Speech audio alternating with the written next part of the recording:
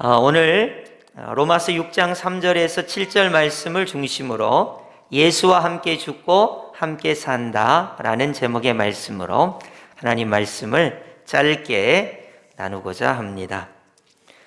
여러분, 예수님을 믿는 자가 받는 것이 세례입니다. 이 세례를 받는데 다른 것이 필요한 게 아닙니다.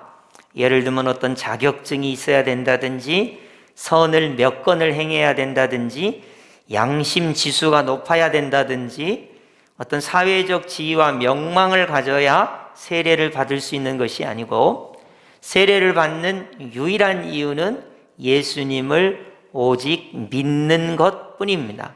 그래서 세례라는 것은 예수님을 믿는 자가 받는 특권이라고 할 수 있습니다.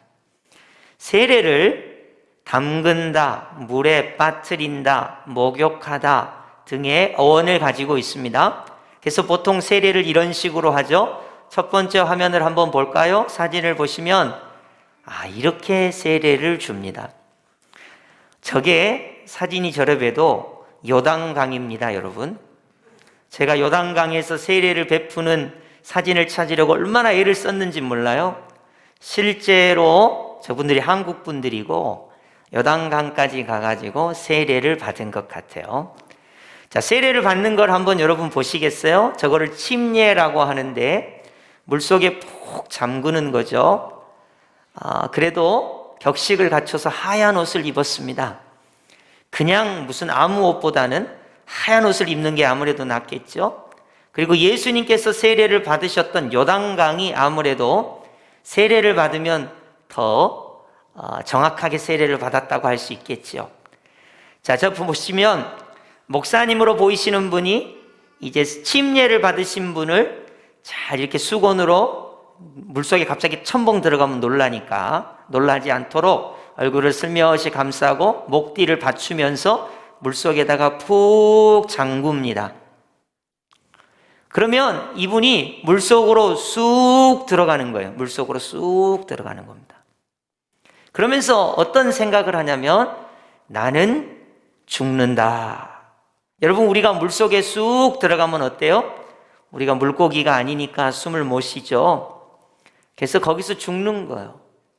그래서 이 세례를 받으면서, 침례를 받으면서 나는 죽는다, 예수님과 함께 죽는다, 이 고백을 하고 물속으로 쑥 들어가는 겁니다.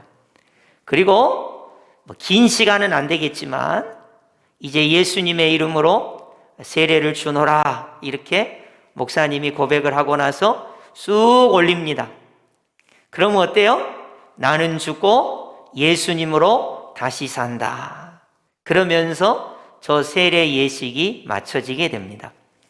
저런 식으로 세례 받는 사람을 물속에 깊이 집어넣는 것을 침례라고 합니다. 그래서 여러분, 침례교는 요즘도 저런 식으로 세례를 줘요.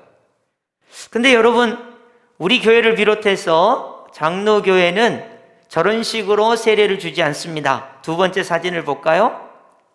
이런 식으로 세례를 주죠. 이상하다.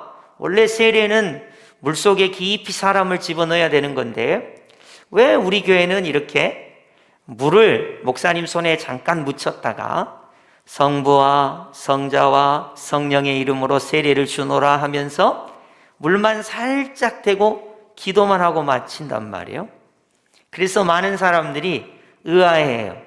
세례를 받으려면 첫 번째 그림처럼 저렇게 물속에 푹 들어갔다 나오면 더 좋을 것 같아요. 그래서 침례교는 아직도 예를 들면 어떤 큰 통이라든지 물속에 잠글 만한 것을 시설을 해서 거기서 침례를 주기도 합니다. 그래서 사람들이 말을 해요. 침례가 옳으냐, 약식으로 하는 세례가 옳으냐, 이렇게 말이 많습니다. 형식을 어떻게 해야 되냐는 거예요. 여러분, 한번 물어볼게요. 만약 오늘 우리 6분이 세례를 받으셔야 되는데 비행기 티켓을 끊고 이스라엘로 갑니다. 요단강까지 갔어요. 근데 안 됐지만 2주 동안 자가격리 해야 돼요. 그죠? 2주 동안 자가격리 해가지고 코로나 검사 받고 이제 요단강에 갔습니다. 가면 여러분만 가면 되나요? 침례를 줄 목사님이 필요해요. 그럼 저도 따라가야 돼요?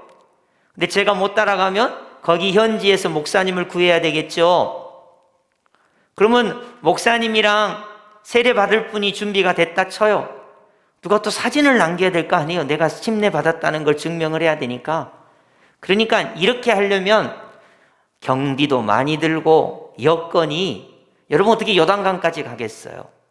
그래서 침례를 행하는 분들은 각 교회마다 어떤 풀장이라든지 아니면 목욕통 같은 것을 놓고 그렇게 하는 거예요. 근데 그것도 문제가 있어요. 여러분 지금 우리가 이렇게 사람이 많은 데서 보고 있는데 갑자기 통 속에 들어가 가지고 물속에 풍덩 들어갔다가 나오시면 막 물이 막 흐르고 사람들은 보고 있고 물속에 풍덩 들어갔다 나왔잖아요. 그러니까 이게 보통 일이 아닌 거예요. 또 그 통이 강처럼 흐르는 물이면 몰라도 통이 뭐 그저 그렇겠죠. 근데 10명이 세례를 받는다고 생각해 보세요. 10명이 그 속에 들어갔다 나오는 거예요. 그러니까 이런저런 문제 때문에 이제 우리 장로교를 비롯해서 약식으로 세례를 주게 되는 거예요. 제가 무슨 말씀을 드리려고 하냐면 세례는 형식이 중요한 것이 아니고 뭐 요단강을 가야 된다는 둥, 아니면 무슨 통 속에 들어가서 푹 잠궈야 된다는 둥, 뭐 예를 들어서 어떤 형식이 중요한 것이 아니고 그 의미가 중요한 거예요. 의미가. 이 세례를 통해서 어떤 의미를 발견하느냐, 이것이 중요한 것입니다. 그래서 오늘 세례를 받는 두 분과 유아 세례를 받는 우리 4명의 아이를 비롯해서 우리 부모님들이 또 오늘 우리 성도님들께서 세례의 의미를 오늘 크게 2가지를 통해서 살펴보고자 합니다. 만약 여러분들이 교회 오래 다녔다고 어떤 분이 아무개 씨 세례의 의미가 뭡니까? 그럼 여러분 뭐라고 대답하시겠어요? 글쎄 나는 잘 몰라. 그냥 받으라 그래서 받은 거야. 이렇게 되면 안 되겠죠? 그래서 오늘 세례의 의미를 크게 2가지로 오늘 말씀을 통해서 살펴보겠습니다. 누군가 여러분에게 세례의 의미가 뭐냐? 그러면 이 2가지를 자신 있게 대답하시면 좋겠어요. 여러분, 자 그러면 세례의 의미 첫 번째를 살펴보겠습니다. 오늘 본문 3절인데요. 우리 다 함께 3절 합독하겠습니다. 시작. 무릇 그리스도 예수와 합하여 세례를 받은 우리는 그의 죽으심과 합하여 세례를 받은 줄을 알지 못하느냐. 아멘. 사도 바울은 로마 교회에 너희는 왜 세례를 받아놓고 그걸 모르냐 이렇게 질문하고 있어요. 세례를 받아놓고 왜 세례의 의미를 모르냐 이렇게 질문하고 있는 거예요. 다시 6장 3절 끝부분을 보시죠. 세례를 받은 줄을 알지 못하느냐. 어떻게 신앙생활을 수십 년 해놓고 일평생 예수님을 믿고 세례를 받아서 세례교인으로 입교인으로 살았는데 세례의 의미를 모를 수 있느냐. 사도 바울이 로마 교회에 이야기하고 있습니다. 도대체 세례의 의미는 무엇일까요? 한번 따라 하시겠습니다. 합하여. 예, 세례의 의미는 합한다는 의미입니다. 자, 누구와 합하여가 중요해요. 자, 따라합니다. 예수와 합하여. 그렇습니다. 세례의 의미는 연합의 의미가 있는데 예수님과 합한다는 것입니다. 예수님이 계시고 내가 예수님과 합한다는 거예요. 합한다는 거. 여러분 한번 웃고 넘기시기 바래요. 어떤 사람이 고민을 합니다. 큰일이다. 내가 바다가 이렇게 있는데 내가 양치를 안 해가지고 양치를 했어요. 이렇게. 그러면 여러분 양치한 물이 조금 그렇잖아요. 바다에 버렸습니다. 그리고 막 잠을 못 자요. 내가 바다를 오염시켰다. 내가 양치한 물을 이거를 했으니 바다가 다 오염이 돼가지고 큰일이다. 이렇게 생각하는 사람 본 적 있어요? 아니 태평양, 대서양 얼마나 넓어요. 내가 좀 양치해가지고 물 좀 버렸기로써니 바다가 무슨 문제가 있겠어요? 근데 어떤 사람이 또 고민을 해요. 큰일이다. 내가 지금 기침을 심하게 해가지고 공기를 오염시켰다. 이 전 세계 공기가 이제 다 끝장이 났다. 내가 기침해가지고 공기를 오염시켰어. 이걸 어떻게 하면 좋지? 이렇게 고민하는 사람 본 적 없죠? 많은 그리스도인들이 이런 고민을 해요. 내가 예수 믿고 구원받았는데 왜 나는 아직도 죄 가운데 있을까? 사람들이 막 그러는 거예요. 야, 너같이 예수님 믿으려면 나는 안 거야. 남편도 그러고 아내도 그러고. 내 마음에 날마다 전쟁이에요. 고민이에요. 그래서 눈으로 생각으로 범죄하고 죄를 지을 때가 많아요. 나는 왜 예수님 믿는데 죄를 짓지? 구원을 못 받은 건가? 나는 세례를 받을 만한 때가 아직 안 됐는가? 그러면서 자기 자신을 바라보는 사람들이 되게 많아요. 여러분, 세례는 뭐냐면 예수님과 합하는 거예요. 예수님은 누구십니까? 하나님이세요. 하나님의 아들이세요. 죄가 없는 분이세요. 그분은 완전한 분이에요. 그분이 십자가를 통하여 부활을 통하여 우리에게 구원을 완전히 허락해 주셨어요. 자, 이제 내가 죄인이에요. 나는 죄인이란 말이에요. 그런데 세례는 뭐냐? 예수님을 믿고 예수님과 합하는 거예요. 합하는 거. 내가 주가 아니고 우리 예수님이 주가 되신단 말이에요. 그래서 사람들은 우리를 보고 이야기하지만 하나님은 누구를 보시냐면 예수님을 보시는 거예요. 여러분, 우리가 하나님 앞에 서면요, 다른 거 이야기할 필요 없어요. 나는 예수님을 믿고 예수님과 연합한 사람입니다. 예수님과 합했습니다. 그러면 우리 예수님께서 너 몇 월 며칠 날 거짓말했지, 돈 떼먹었지, 나쁜 생각했지, 이렇게 하시는 게 아니라 오직 예수님만 바라보신단 말이에요. 너가 예수님과 연합해 있구나. 예수님과 붙어 있구나. 예수님은 온전하신 분이고 너의 죄를 용서하신 분이니까 예수님을 보고 우리를 구원하신다는 거예요. 제가 서두에도 이야기했다시피 기침 한 번 하고 전 세계 공기를 걱정하거나 가글 한 번 하고 칫솔질 한 번 하고 전 세계에 바다를 오염됐다고 걱정하면 안 되듯이 하나님 앞에 설 때 하나님께서 보시는 게 나를 보시는 게 아니고 예수 그리스도와 연합해 있는 것을 보신단 말이에요. 근데 많은 그리스도인들이 예수님과 연합해 있고 합해 있는 나 자신을 발견을 못하고 예수님께 붙어 있는 나를 모르고 나 자신만 보려고 그래요. 여러분, 이 세상에 어느 누구가 하나님의 거룩하심 앞에서 깨끗하다고 말할 수 있는 인생이 한 명이나 있겠습니까? 그러니까 우리 하나님께서 예수님과 합하여 연합하는 방식으로 십자가와 부활을 우리에게 은혜로 주신 거예요. 그래서 우리는 예수님을 믿는 믿음으로 연합해 있으면 되는 것입니다. 다시 한번 3절로 가보시죠. 무릇 그리스도 예수와 합하여 세례를 받은 우리는, 나는 누구냐? 예수님과 합하여 세례를 받은 그리스도인이라는 거예요. 여러분 꼭 기억하셔야 됩니다. 나는 예수님과 합하여 세례를 받은 것입니다. 내가 잘나서, 내가 돈이 많아서, 내가 도덕적이어서, 내가 양심적이어서, 내가 선량하게 살아서 그런 거는 아무 소용이 없어요. 예수님과 합한 거, 그것만 우리 하나님께서 보신다는 거예요. 그러면 예수님과 연합한 것이 세례의 의미인데, 예수님과 연합은 어떤 것으로 연합이 되어 있느냐? 예수님과 연합은 십자가로 연합이 되어 있습니다. 우리 성경을 한번 볼까요? 4절이죠. 그러므로 우리가 그의 죽으심과 합하여 세례를 받음으로 그와 함께 장사되었나니, 우리가 어디에 합했다고요? 내가 이대로 있는데 예수님의 죽으심, 십자가와 합해 있는 거예요.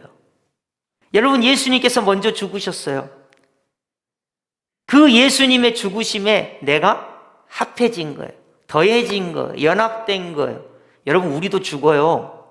그런데 예수님의 죽음에 연합되어 있는 거예요. 십자가 보혈에 연합되어 있는 거예요. 십자가의 구원에 우리가 합해져 있는 거예요.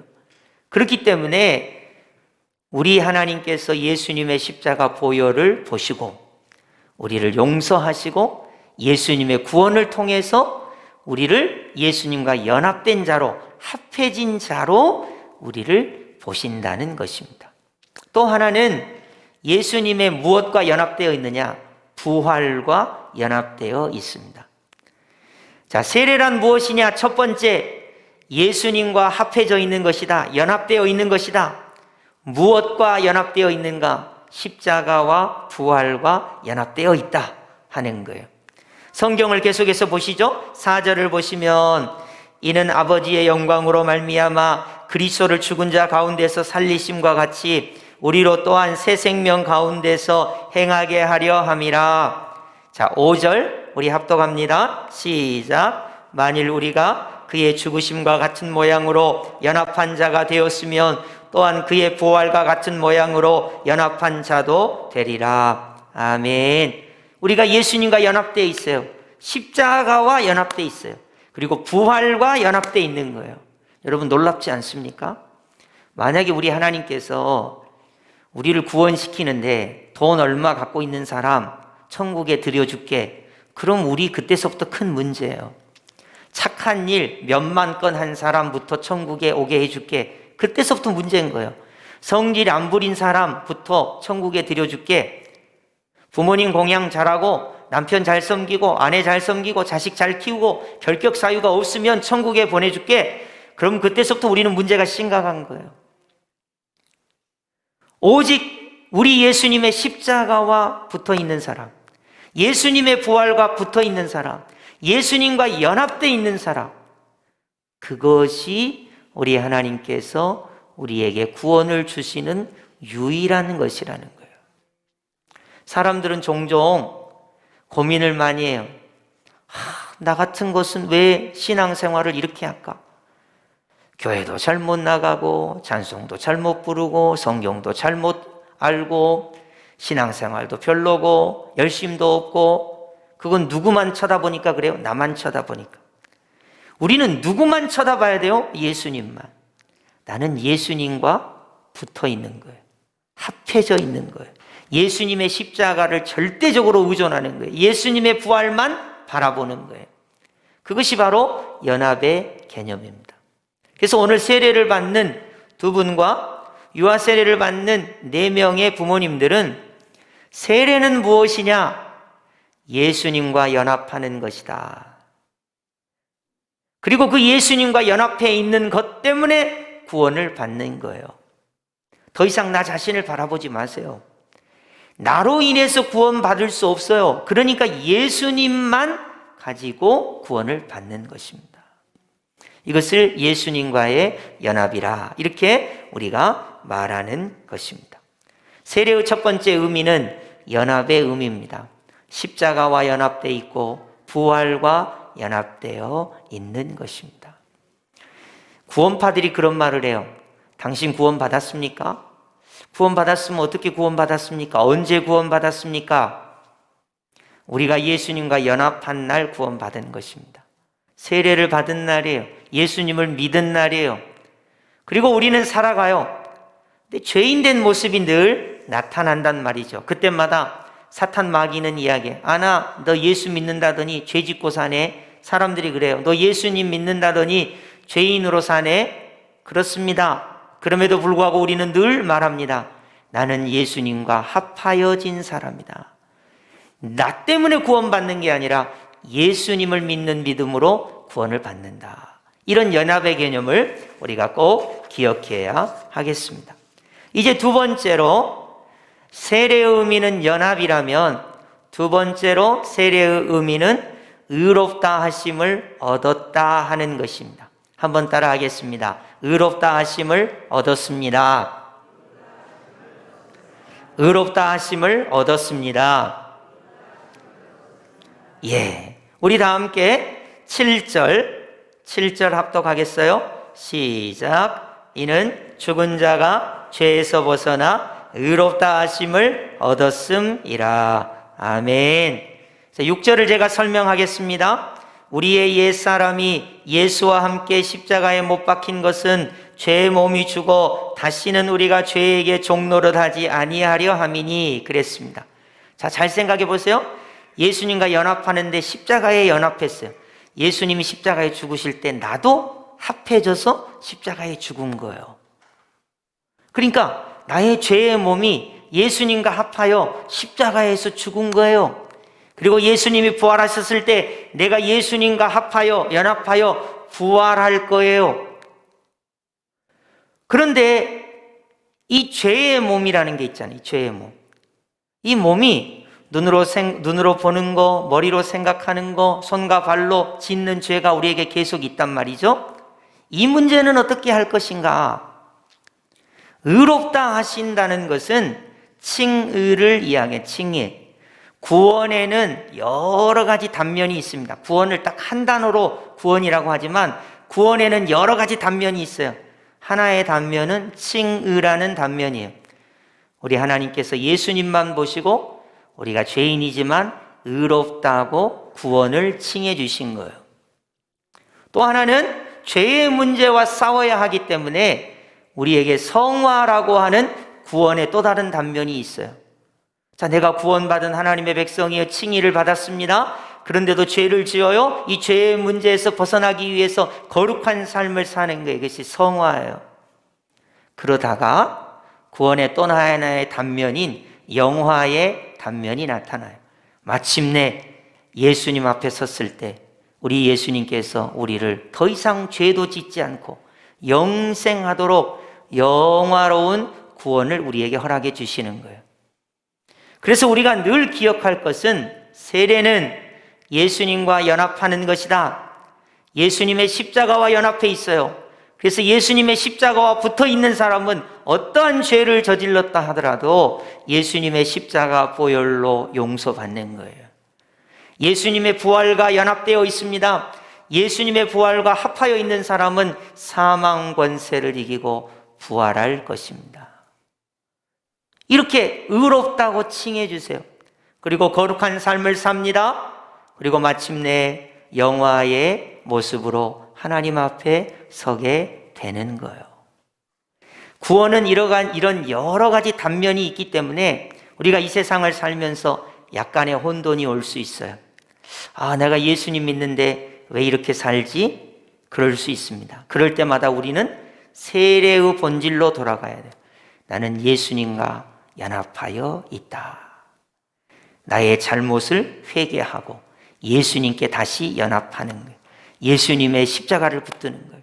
부활을 붙드는 거예요.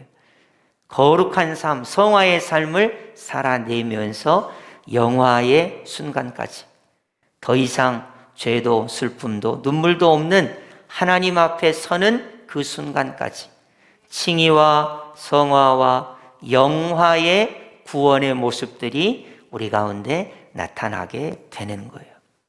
오늘 말씀을 맺겠습니다. 오늘 세례를 받는 두 분과 유아 세례를 받는 우리 어린아이들, 그리고 부모님들, 그리고 우리 여수 성도교회 성도님들, 세례는 크게 두 가지 의미가 있습니다. 여러분, 요단강에 가서 세례를 받아야 된다. 침례 통해서 세례를 받아야 된다. 이런 말이 많지만 형식이 중요한 게 아니라 내용이 중요해요. 세례의 두 가지 의미. 첫째는 예수님과 연합하는 것이다. 두 번째는 그 연합을 통해서 죄 용서함을 받고 의롭다 칭함을 받는 거예요. 여러분, 이것을 꼭 기억하시기 바랍니다. 사람들마다 종종 착각을 해요. 목사님, 저는 신앙생활을 이렇게 잘 못하는데 구원을 받은 걸까요? 그 누구를 쳐다보기 때문에 그런 거예요? 나를 쳐다보기 때문에 그런 거예요. 여러분, 목사인 저도 얼마나 한심한지, 제가 저를 쳐다보면 양심이 있기 때문에 한심해요. 제 계구로 이야기하면 두심, 세심도 될 수 있어요. 한심보다 더해. 나를 쳐다보니까 그런 거 아닙니까? 우리 모두는 나를 쳐다보니까 그래요. 나를 쳐다보고 하나님의 거룩하심에 도달하려고 하면 안 돼요. 우리는 예수님과 합하여 있는 거예요. 예수님 때문에 구원을 받는 거예요. 예수님의 십자가와 부활 때문에 구원을 받는 거예요. 그 예수님께 붙어 있는 거예요. 연합되어 있는 거예요. 떨어질 수가 없는 거예요. 그래서 그 예수님 때문에 우리가 구원을 받는 것입니다. 더 이상 예수님과 연합되어 있는 나 자신을 여러분이 잊어버리지 마세요. 모른 채 하지 마세요. 예수님과 합하여져 있다. 연합의 개념이 세례의 개념이고, 세례를 받음으로 죄 용서함을 받고 의롭다 하심을 칭하게 되는 것입니다. 칭의의 모습과 성화의 모습과 영화의 모습이 동시에 나타나게 되는 것입니다. 여러분, 이 두 가지 꼭 기억하시고, 언제나 누군가 나에게 묻는다면 당신 세례를 받았습니까?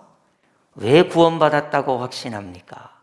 나는 예수님과 연합해 있기 때문에 구원을 받은 것입니다. 나의 의로 구원받은 것이 아니라 예수님 때문에 구원을 받은 것입니다.